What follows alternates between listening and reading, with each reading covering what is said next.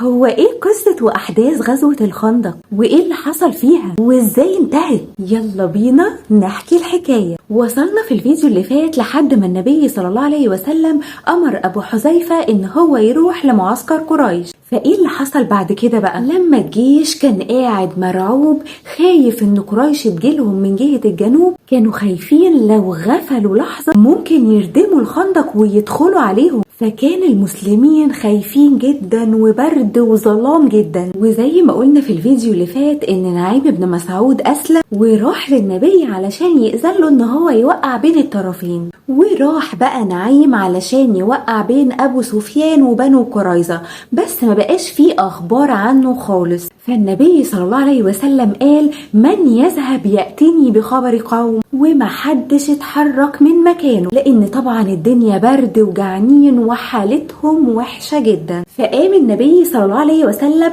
وهو ماشي علشان بقى يختار حد يروح، يتكعبل النبي ويقول له: من؟ يقول: انا ابو حذيفة. وساعتها ابو حذيفة اتمنى ان النبي ما يختارهوش. فالنبي صلى الله عليه وسلم راح قال: قم يا حذيفة اذهب فأتني بخبر قوم. وطبعا الصحابة ما كانوش يقدروا يوقعوا كلمة للنبي ابدا. فقام ابو حذيفة في البرد والظلام الشديد ده وعدى الخندق وراح جهة المعسكر. واول ما راح جهة المعسكر يلاقي بقى الدنيا عندهم اسوأ بكتير من معسكر المسلمين. كان عندهم ريح شديدة جدا لدرجة ان الريح دي كانت بتقلع خيامهم، وبرد شديد اشد بكتير من البرد اللي عند المسلمين. ابو حذيفة بيقول لا شيء بالنسبة لمعسكر قريش. ابو حذيفة بقى وهو هناك شاف نار كده واحد موقدها علشان يتدفوا حولها، وشاف عندها راجل ضخم مديله ظهره وابتدى يقول: هلموا الي، تعالوا عندي. فتجمع القوم، فابو حذيفة راح معاهم. فاول ما ابتدى الراجل ده يتكلم ابو حذيفة قال: عرفته من صوته، هو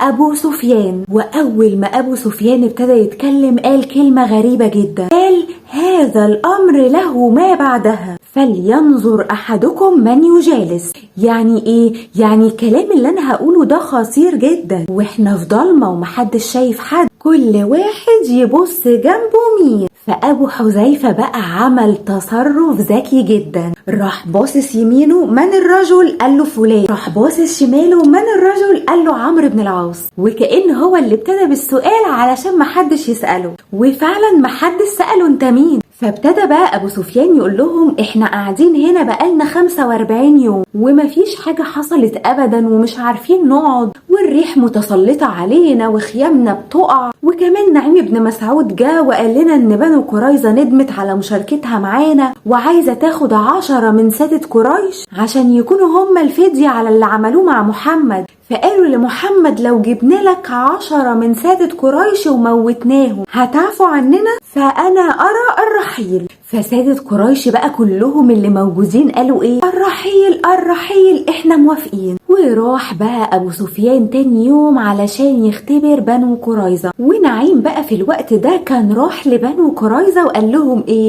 قال لهم: قريش دلوقتي عايزة ايه؟ عايزة تمشي، ولو مشيت وانتوا بقيتوا لوحدكم في المدينة مع محمد هو اول ناس هينتقم منكم. فعلشان تضمنوا ان قريش ما تسيبكوش كده لوحدكم اطلبوا منهم 10 من سادة قريش يواجهوا محمد معاكم. فقالوا له: كلامك صح جدا. فرح لهم ابو سفيان تاني يوم وقال لهم: احنا قعدنا 45 يوم ومحققناش اي حاجة، تعالوا بكرة نهجم على محمد. فقالوا له: بكرة السبت ما ينفعش ابدا ان احنا نعمل فيه كده. قالوا له: طب يوم الحد؟ قال لهم: خلاص يوم الحد. فبنو قريظة حسوا ان هو فعلا عايز يمشي. فقالوا له: هنقول لك على حاجة، لو انت فعلا عايز تهجم على محمد يوم الحد ابعت لنا 10 من سادة قريش يواجهوا محمد معانا من الجنوب عشان نضمن ان انتوا مش هتسيبونا لوحدنا. وابو سفيان اول ما يسمع كده يفتكر مين؟ نعيم بن مسعود، ويقول: صدق نعيم، وما يرضاش ابو سفيان. فتقول بنو قريظة: صدق نعيم. فمن هنا بقى يقرر ابو سفيان وكل اللي معاه ان هم يرجعوا مكة تاني. وهنا انتهت غزوة الاحزاب او حفر الخندق. وفرح المسلمين جدا. واول ما النبي صلى الله عليه وسلم رجع بيته للمدينة كان في صحابي اسمه ضحية ده كان وسيم جدا. فالصحابة شافوا ضحية بيخبط على النبي وقال له انا عايزك لوحدك، وابتدى ان هو يقول حاجة للنبي. فاول ما طلع النبي صلى الله عليه وسلم فالصحابة قالوا له احنا شفنا ضحية جايلك دلوقتي. فالنبي صلى الله عليه وسلم قال لا والله انتوا عارفين مين ده؟ هذا جبريل تمثل في هيئة ضحية عشان يبلغ النبي صلى الله عليه وسلم رسالة. ايه هي بقى الرسالة دي؟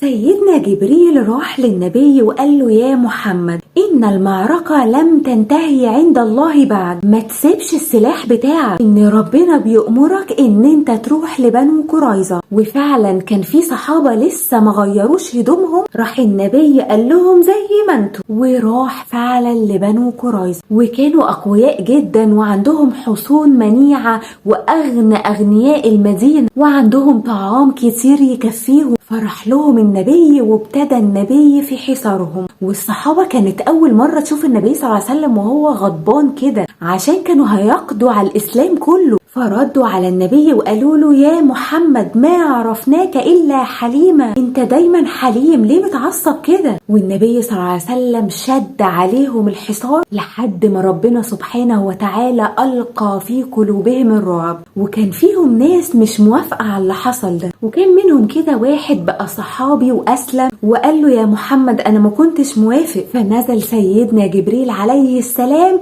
يصدق على كلامه، وفي النهاية استسلموا للنبي صلى الله عليه وسلم. فسيدنا محمد أمر مين بقى اللي يحكم فيهم؟ سعد بن معاذ، اللي راح لهم في الأول خالص وخد الصدمة منهم لما قعدوا يسبوا النبي وأصحابه، وهو كان حليفهم يعني كان صاحبهم قبل كده. فقالوا خلاص يعني مش انت يا محمد اللي هتحكم فينا؟